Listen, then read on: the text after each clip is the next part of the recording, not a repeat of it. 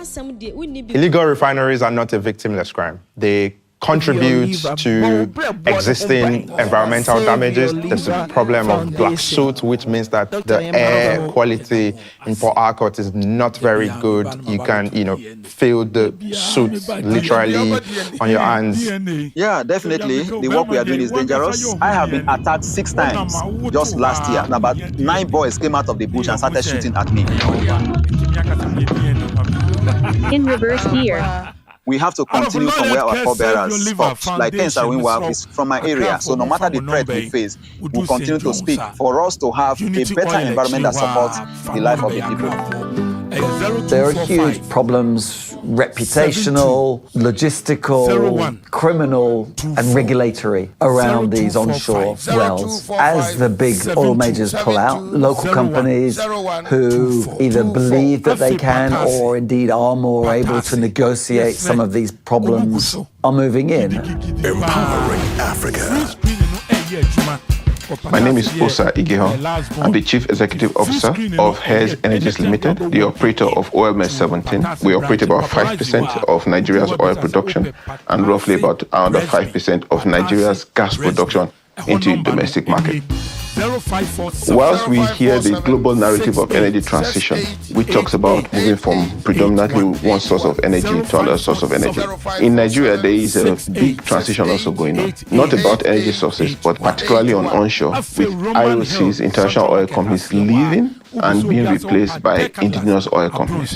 It is posited that by the end of the decade, most of the international oil companies will no longer be active onshore and they will now be indigenous oil companies. 5,000, we need to go to 7,000, we need a few things. So Afri-capitalism positions private sector in the lead of making investments to improve lives, making substantial prosperity, and at the same time creating social wealth. It talks about profits and it talks about impact.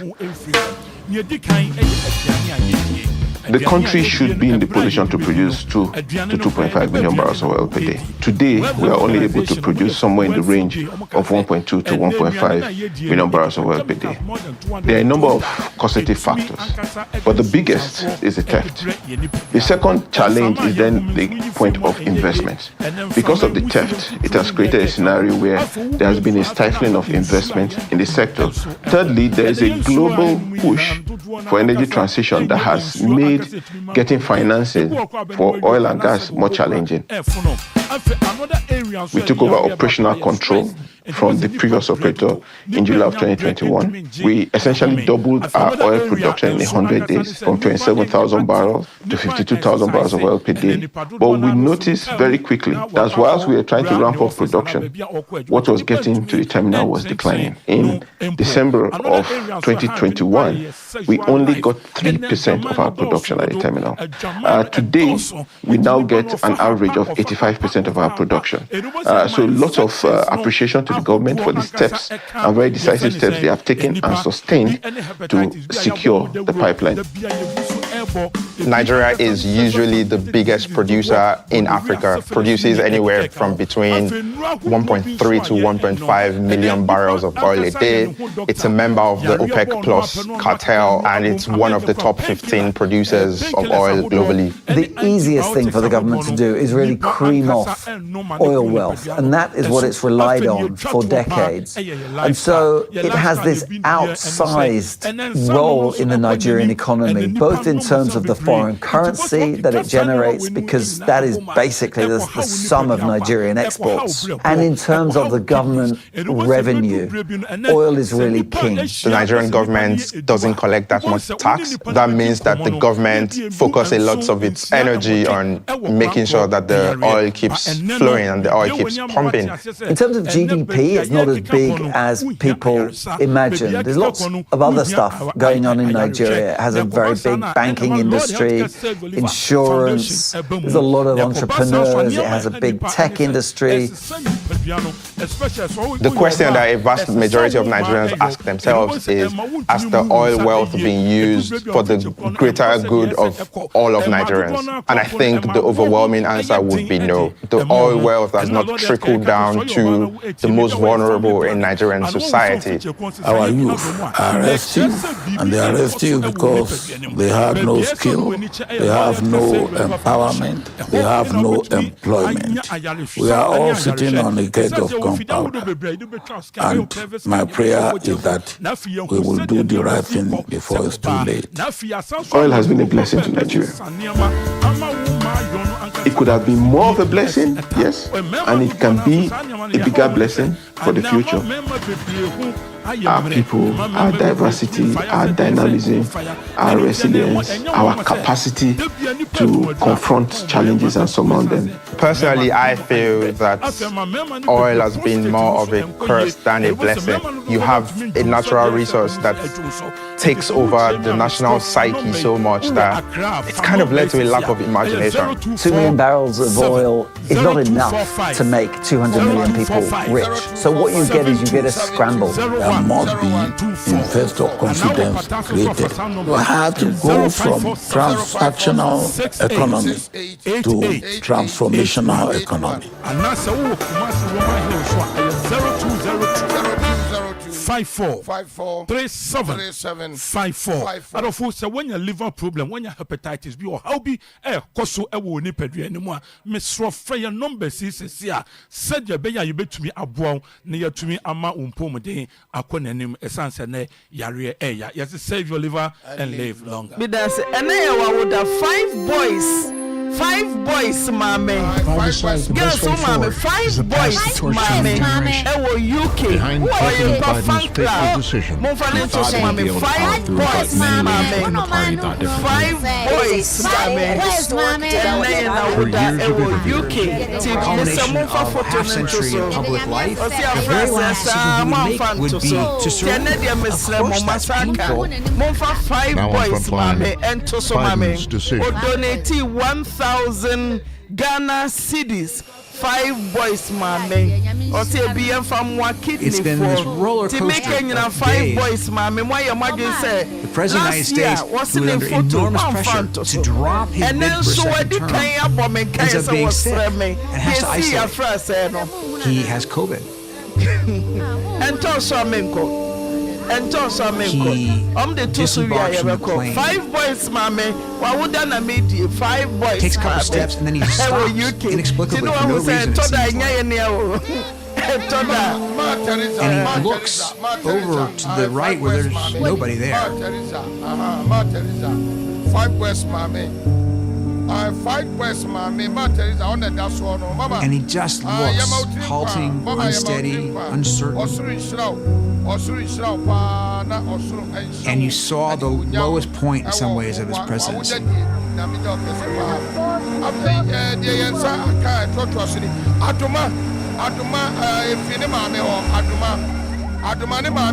disappears into the presidential limousine. And that's the last time anybody sees Joe Biden for 6 days.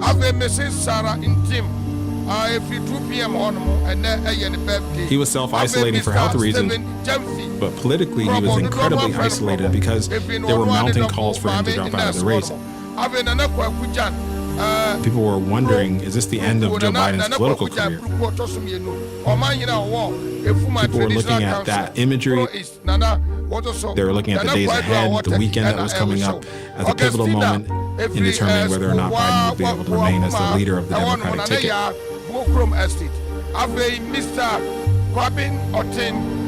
Sick and on the political ropes, President Joe Biden faced a critical decision. He was getting the message from lawmakers on Capitol Hill who were saying, if you don't make a decision this weekend, we are going to come out en masse and say that we have lost confidence in you. It would be one of the toughest of his life. There was no more room for error. He decided whether or not he was going to step down as the candidate. Was there one more comeback there for him to mount? Ghana cedis. Veronica Aqua. For Joe Biden, it was a pivotal moment in a lifetime marked by ambition, tragedy, and determination. You can't understand Joe Biden without understanding the insecurities at the core of his being. Those insecurities that are born out of the stutter, born out of the bullying, they're the diesel fuel that keeps pushing him forward.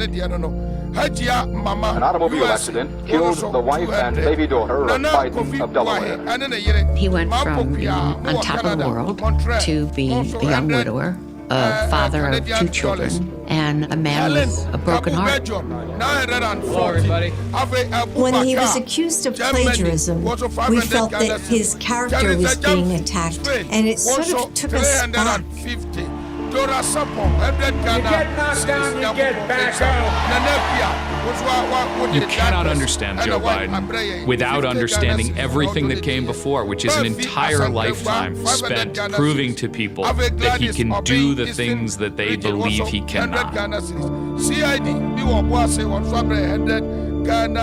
Zenabu Mohammed wants 100 Ghana cedis. Hawa 50 Ghana cedis. Patricia Nana Edison also what donating 100 Ghana cedis. Yama Enyanka and what donating. The roots of Joe Biden's enduring willpower trace back to a bygone era. Auntie Naa, This is the Delaware story. It is an outstanding example of what free people in a free country can accomplish. When he talks about the world that he wants to see for the country, when he talks about the dignity of work, when he talks about middle-class communities, he's really going back to something that had existed in his youth. And then Lord birthday. And then Lord birthday. So for we are now. I'm saying Canada for donation we buy Oborobono. So I'm from Mohammed. We built it with civic pride and remain proud of its dignity and friendly, tolerable character.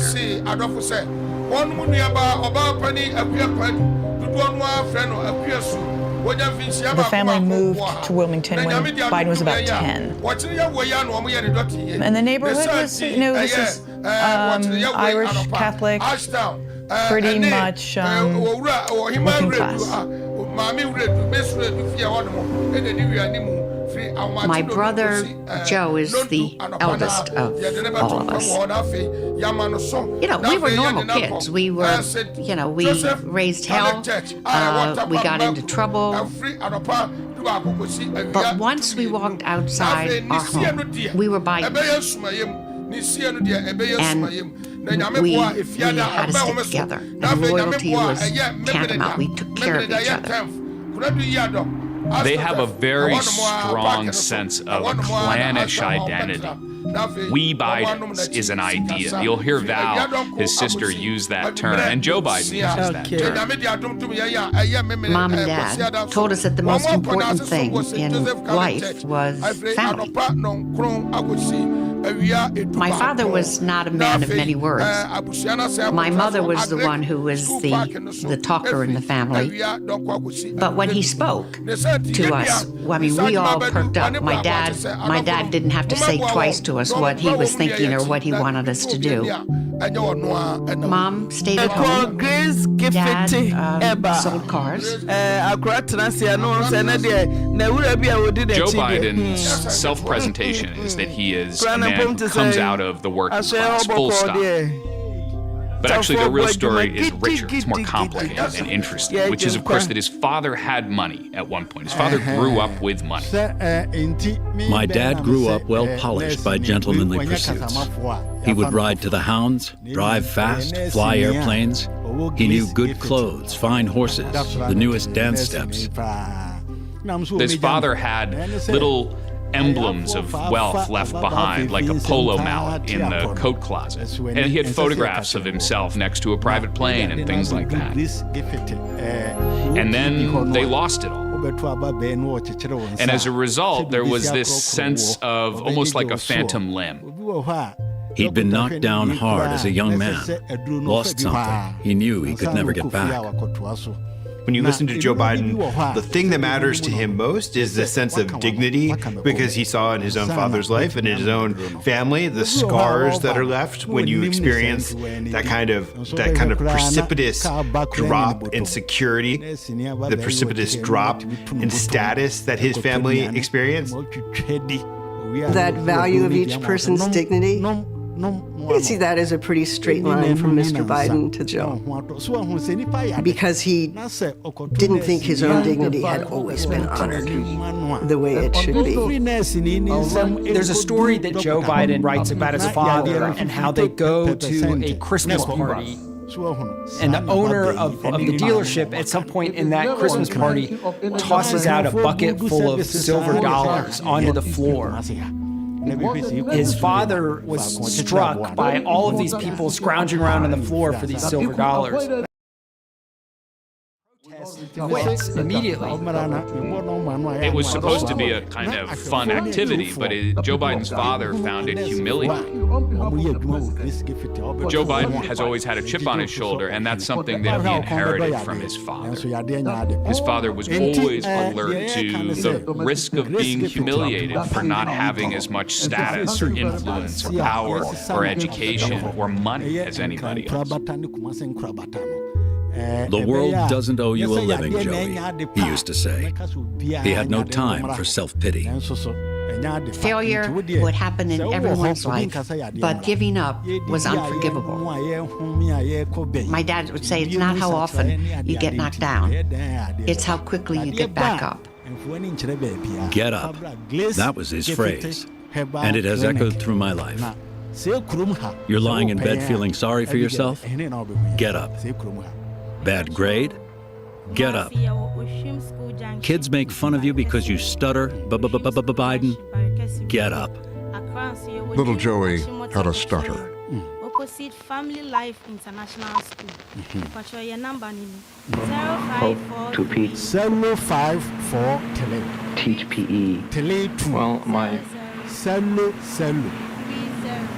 father is very strict. 246 51 When you're young,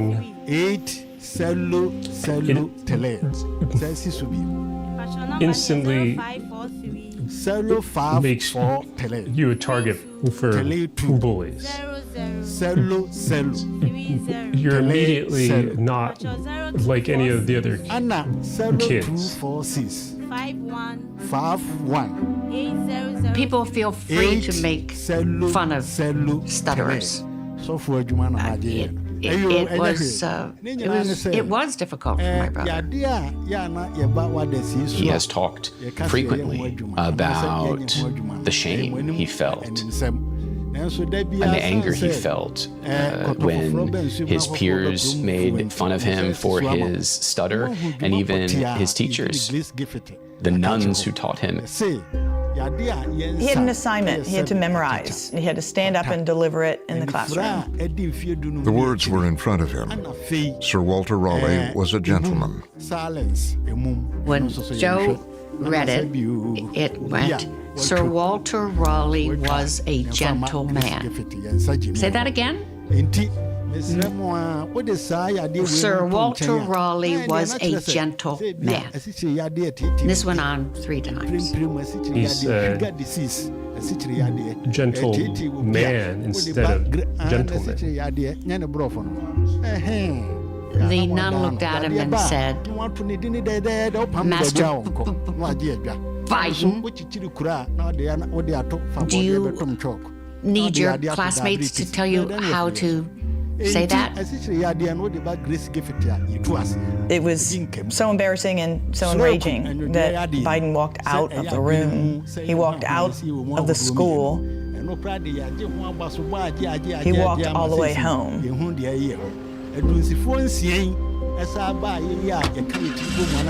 Joey's mom, Jean, marched him back to the school to confront his teacher. Mrs. Biden was a very warm, gracious person. But then she had this steely backbone if challenged, like if somebody did something to one of her kids. For example, I think the steel came out The sister starts telling him how disrespectful Joe is, and my mother, stop. She said, just tell me, did you make fun of my son? Well, sister, did you make fun of my son? Well, and my mother said, well, I'll answer it for you. You sure in hell did. And if you ever do that again, I'm going to come back and I'm going to knock your bonnet right off your head. Do we understand each other? That was a very strong pugilistic strain in the family. There was a very strong sense that was imparted to the kids that you will never allow yourself to be diminished by somebody else. He was not going to let a bully define him. He just knew he stuttered, and he was going to do something about it. His decision was emblematic for how he'd face the many challenges to come. Biden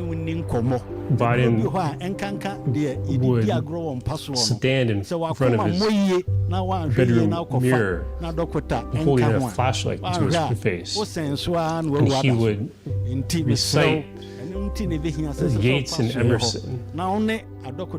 He was determined to eventually be a person who could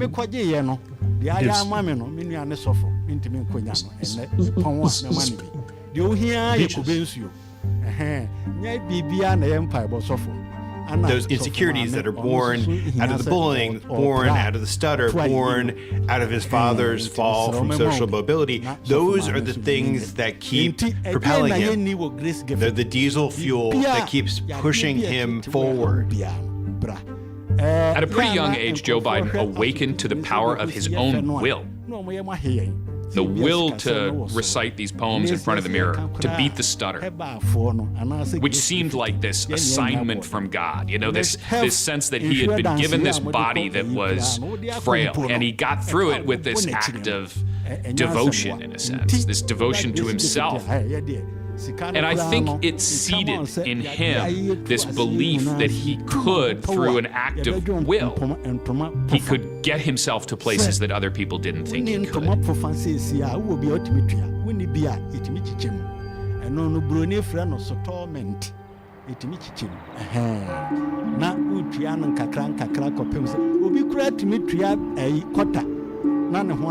8th grade in Catholic schools, February was vocation month. The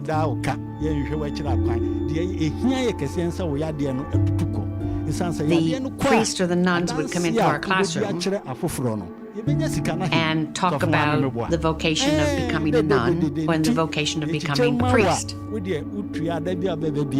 Joe was very taken by it, and I remember his coming home to mom and dad and his saying, I might want to be, I think I might want to become a priest. The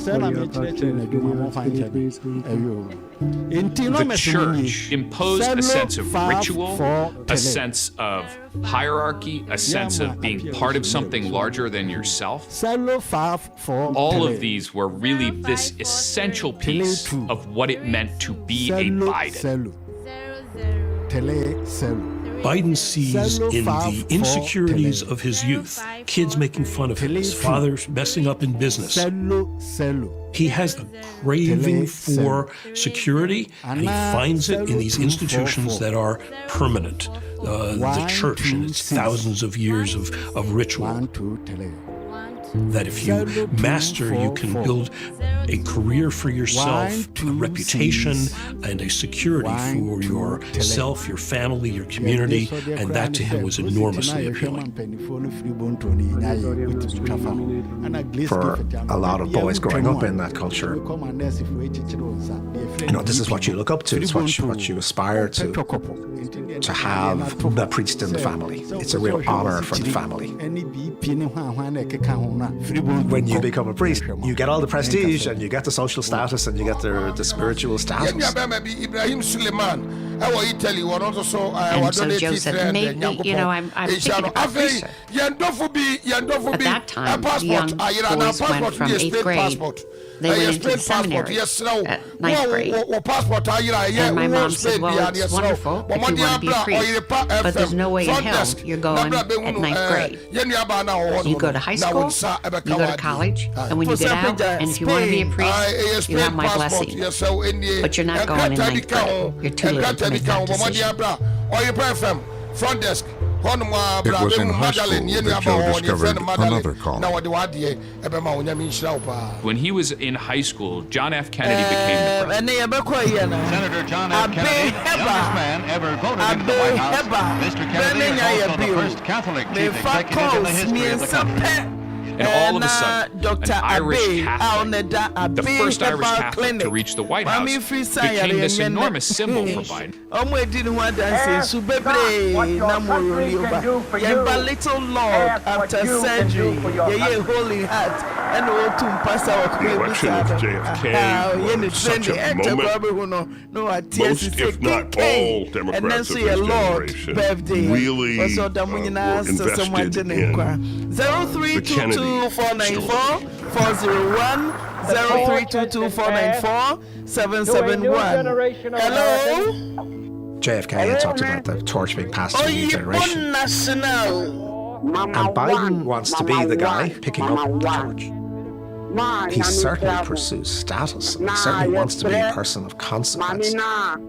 In fact, he went to the library and started looking up Kennedy's background to figure out, how did this person become president? What does it take to get there? Now, the son of a car salesman, the bullied kid with a stutter, decided to aim impossibly high, pursued John F. Kennedy's path into politics. Kennedy was a young senator.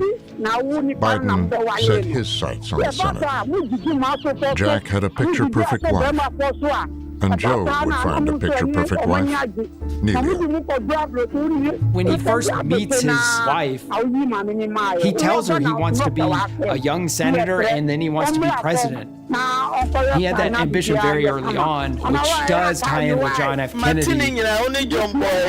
It's not until he's 78 that he actually becomes president. But the striving for something big and be president of the United States is something that Biden has from the youngest of ages. He spent more time than almost anyone in American history thinking about and running for president.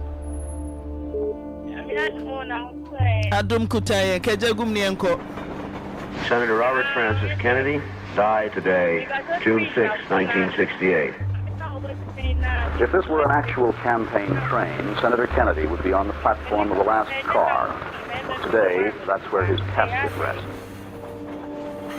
That terrible caravan of death of John F. Kennedy, and then, of course, so close together, Robert Kennedy and Martin Luther King, has a very profound effect on Biden.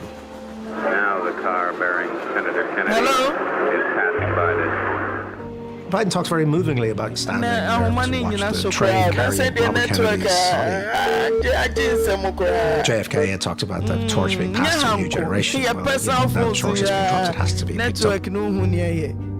Joe Biden wants to be the guy who will be the new Irish Catholic politician picking up the torch. He called me into his office and he said to me, I want you to help me, I want to run for office. And I said, well, what do you want to run for? And he said, United States Senator. I said, you're crazy. He said, well, will you help me? I said, sure, I'll help you. Yeah, I mean, it was considered a fool's errand, unseating a popular incumbent to win a U.S. Senate seat at age 29. Joe Biden asked me about getting involved in his campaign. I started off by telling him that there's no way you can win. Gail Boggs was the candidate for the Senate. He'd been a two-term congressman, two-term governor, two-term senator. He was beloved around the state. Boggs was seen to be invincible. I mean, he had won like 29 straight years of elections in different elections. But he really believed in himself. He really believed that he could be Boggs. He was really positioning himself to be an alternative to an older generation that had come before, much the way that JFK had done that. The fact that I'm young and the fact that I still have some of my hair and my family was involved, and I have a very appealing family. Hello? In many ways, he modeled his own candidacy after the Kennedys. He and Nelia would go out with the kids. They were all part of the operation, and it was an amazing tableau. Joe and Nelia had built a family: Bo, Hunter, and Naomi. Politics is so much of a family enterprise for the Bidens, in a way that it was too for the Kennedy family. But his family doesn't have the political connections or the financial connections that the Kennedy family had. Just about the only people who thought he could win were Joe Biden and his family. I was the campaign manager. We, the Bidens, we had no money, we had no power or influence, we didn't know anybody who was a big name who could help us. But we had Joe. There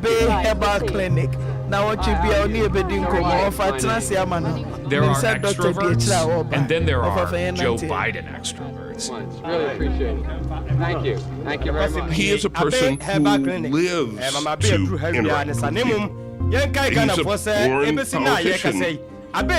You get him in front of a rope line, you get him in a place where he gets to shake hands. He comes alive. Some people are in politics because they're in love with policy, but they're not necessarily in love with humans. The phrase, the common touch, is kind of an old one, but it was very around when Joe Biden started out, and he had it. Joe Biden loves the game of it. He loves the dance of it. He loves meeting people. He loves hugging strangers. He always made an incredible impression on people. I remember we did a poll, and something like half the people in the States thought they had met him personally, which was absolutely, totally, completely impossible. That's how he won. In Delaware, two-term Republican Caleb Boggs, whipped by 29-year-old Joseph Biden. He literally won by personal contact with people all across the state. Gentlemen, the world really changed overnight. No one expected it, including a lot of the people in the campaign. It was just a sense of the impossible had been accomplished.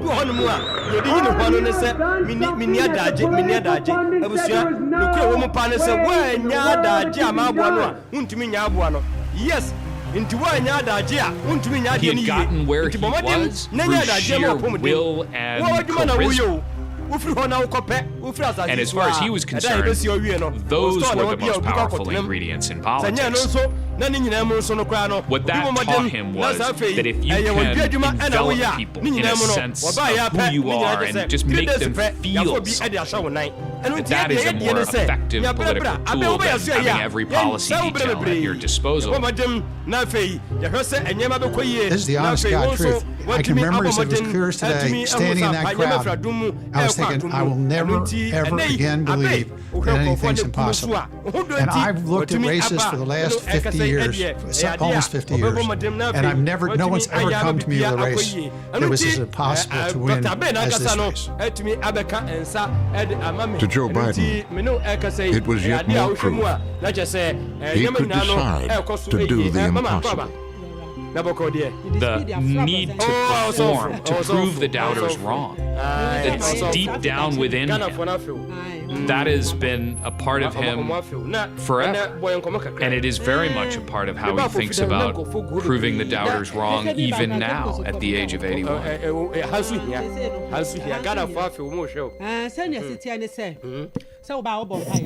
The youngest new face in the U.S. Senate next year will be that of Democrat Joseph Biden of Delaware. So young, in fact, that at the time of his election on November 7th, Biden was not yet old enough to serve. I could hardly wait to be 30, the constitutionally required age for entering the Senate. We threw a big party 2.5 weeks after the election. There was a cake and Nelia and I cut it together, standing over it like we did our wedding cake. Except that Bo and Hunt were there. For the first 29 years of his life, after having solved the problem of the stutter, Joe Biden had almost a kind of blessed existence. He discovered that, okay, life's pretty good to me. I was a United States Senator-elect at age 30. Nelia and I had done this amazing thing together, and there was so much more we would do. The doors were just beginning to swing open on the rest of our lives. 3, 4, 5. 3, 9, 2. 0, 2, 4, 3. 3, 4, 5. 3, 9, 2. I spent a good bit of time with Joe. 0, 6. I was assigned to do a long bomb piece on him. Something like, young Mr. Biden goes to Washington. 208. I rode on the train with him to Washington one day. And he was very excited, and he was almost like a little kid. And in fact, he was saying, hey, they're all going to think I'm a page here. Just bubbling with excitement, kind of on top of the world. And I had lunch with Nelia. She was very pretty and quite intelligent, good company, charming, easy to talk to. I just thought to myself, God, this couple really has everything.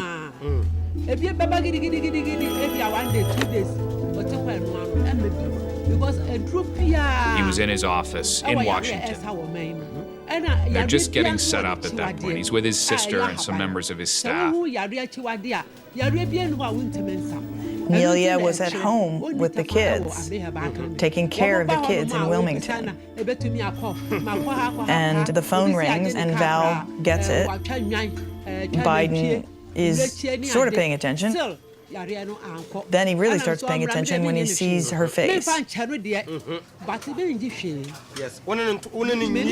a call from Jimmy Biden and said, come home now. There's been an accident, and Nelia was in the car, the station wagon, with the 3 children, Bo, Hunt, and Naomi. And she had gotten the Christmas tree, and she was on her way home.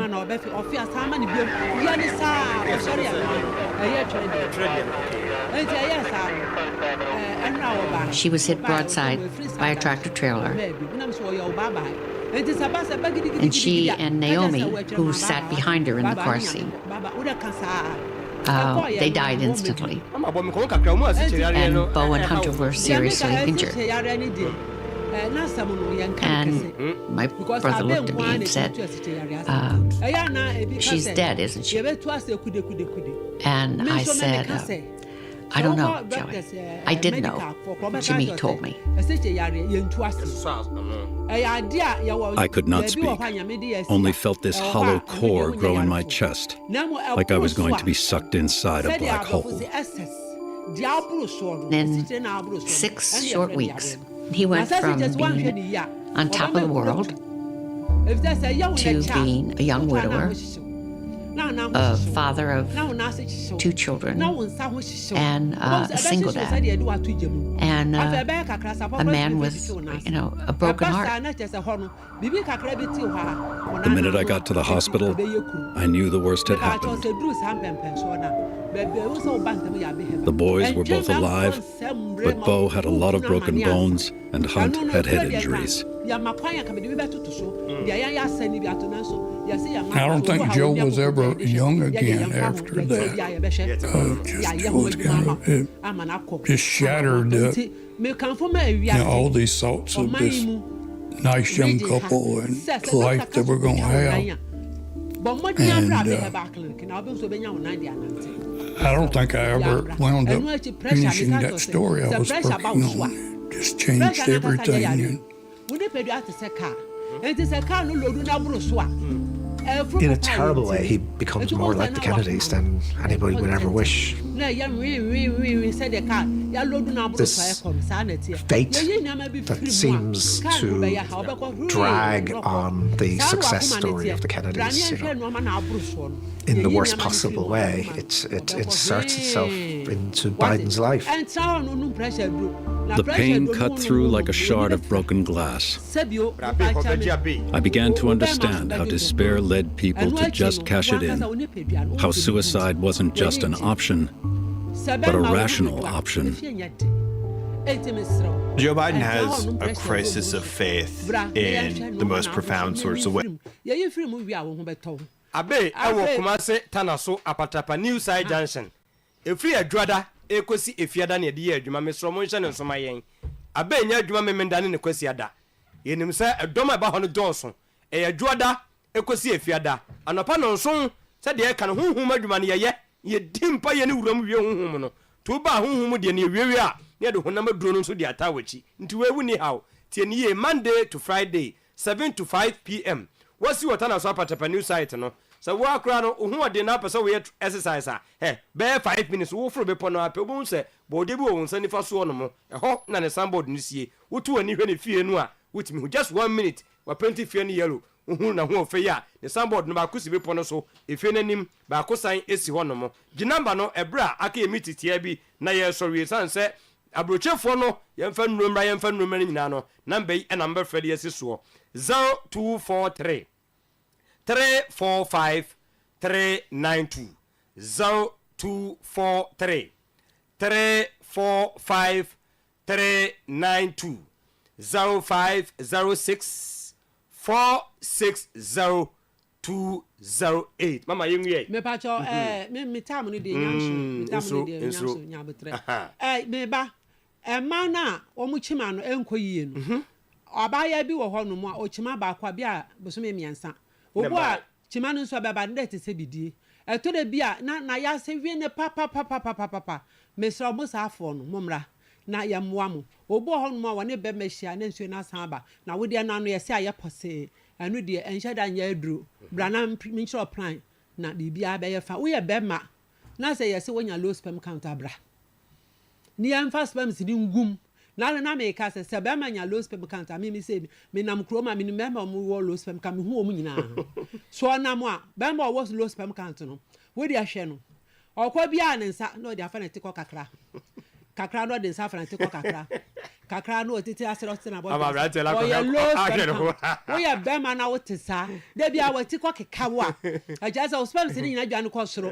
Wo nya infection bia wo ma betra sabio mo fa ncham yo mo hwa no mu eno na me nte chi pa mo fa ncham wo bia be tra wo hwa no mu enti won kobo na be wo ma no a efrihwa no mu ba no wo mo wi wo mo enti kobo no so nim nyansa no ma huri no ma ko tra wo tiko enti so mo ko san wa na cha no ma bo no bo tiko na yekuru bra ni ama wadru ye kum sa mo awa ni nyina ni e de akobo no bia guma ma chaw wo yire wa nwo miensa oba wo mienu na wo so wanya ba na afidie na wakrade aba no eden na hyewu kwan ya mama ko fa sa afidie ne baye dia tia ne se nipa ni bebre yade ani yehu obekọ hospital be check yehu hwe na wo nu mundro sa nti yakofa afidie bi afi abrochira ba afidie ehwe brebo ehwe akoma ehwe wo kidney enti abehe back ko ba yase fitia ne ambo wadro ya check wo ni pedua no fru suru besi fom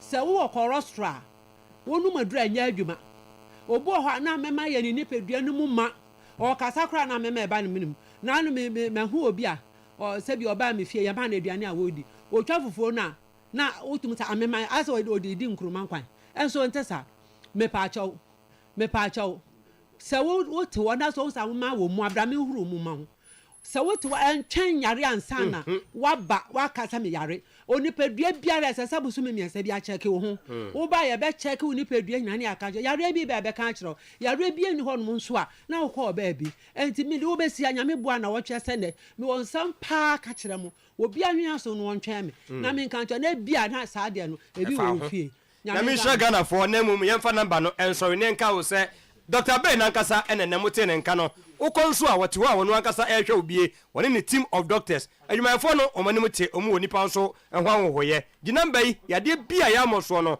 and Cheso Koha, won't you mean? I bet Waboka ye draw will so that, or so Boka ye draw, Boko, Aqua dance for Nadu Biaba. A bright sorry, number near 0243 345 392 0243 345 392 0506 460 208. Achira ayada foforo be hwe anima no pa no nso ekosi nonum na jese. Nyame anwade ada wase na nso wakasa fa mu akira wo ma a watre won sa hwe won de minim se omo beba omo beboa ye me ahwe won na omo so di aseda akoma wo ye ne yebisa so be ya man Yesu widi mu amen. Amen. Meseya ye tususu bi wodwem.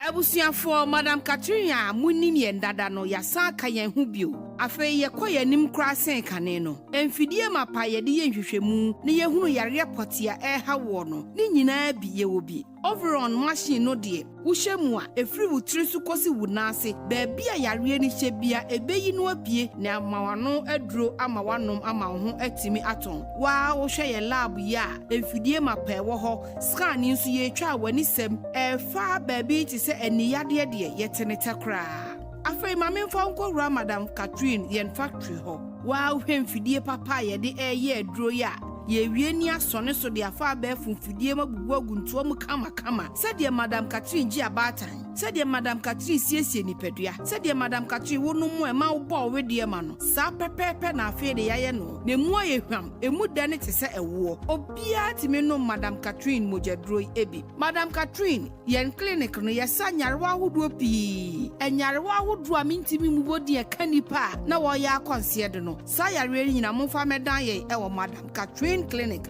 emu da ne te se ewo obia timi no Madam Catherine mojaduro ebi Madam Catherine yen clinic no yesa nyarewa hodo pi ebi ti se prostate infertility typhoid hepatitis enyarewa hodo amintimi mu bodi e kanipa na wo ya akonse de no sa yare nyina mo fa medan ye e wo Madam Catherine clinic aduro Madam Catherine eni abidura edika wo mamu ha ye sone so ye ani se broni nsa no ama enam nti abiduro atu atese e wo mamu ha Madam Catherine eye mojadura eye munamu adwuma so wanu su na biribiri wo wakoma bo papari wanu matu ntimi nidi okokata so awuntimi na ogu bibra ya Madam Catherine ni binom ebeboa opa akoda ni nyini anya fe ye friend kwashoko na yuma ni bia obedidi aye kama wanu matu na unu Madam Catherine bia wanu mbeda ho amwadidi ama atwetwe ahoni nnura waduane nim ama waye kama oba so afichi kwa ensisi so ya Madam Catherine bi hodi nnura wadua betwe ni nyina asiesie moja no ama afichi kwa ni nyina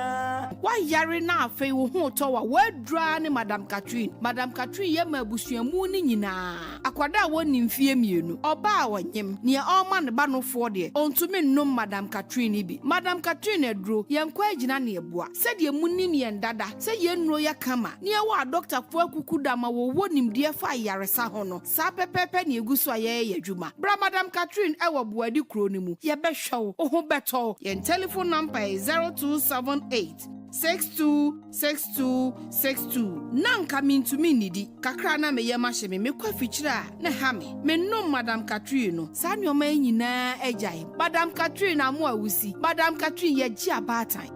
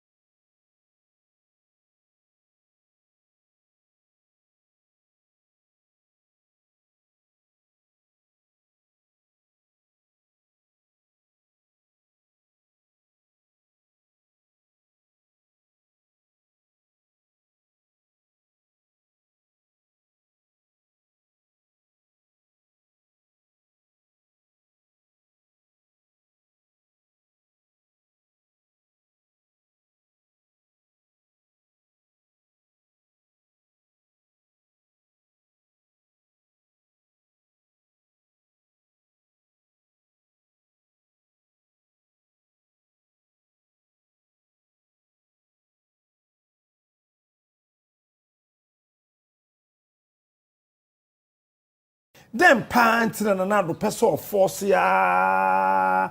Na konwa JB dan kwa we hu de person de netena so.